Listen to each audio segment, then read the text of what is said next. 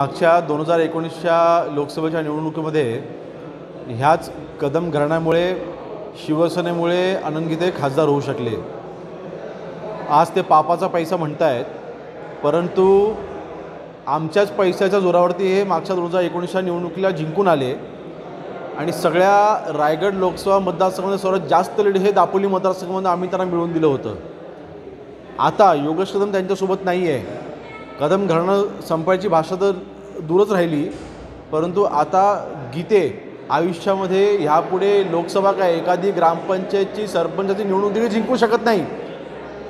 आणि माझं त्यांना खुलं चॅलेंज आहे की त्यांनी दापोली मतदारसंघामधनं जर का मी 25,000च्या खाली जर का लीड घेतलं तर नक्कीच भविष्यामध्ये योगेश कदम हा आयुष्यामध्ये निवडणूक लढवणार नाही, माझं त्यांना चॅलेंज आहे। एकंदरीत दापोली मतदारसंघामधल्या जनतेने, रायगड लोकसभा मतदारसंघामधल्या जनतेने गीतेंना मागच्या निवडणुकीतच नाकारलं आहे। जवळपास 38,000च्या मताधिक्याने मागची निवडणूक ते हरले होते।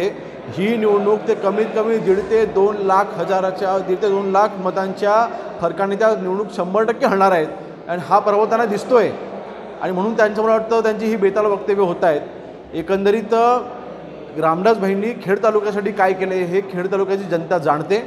येत्या 26 तारखेला खेड तालुक्यामध्ये जिल्हा परिषद गटने मेळाव्यांना सुरुवात होते।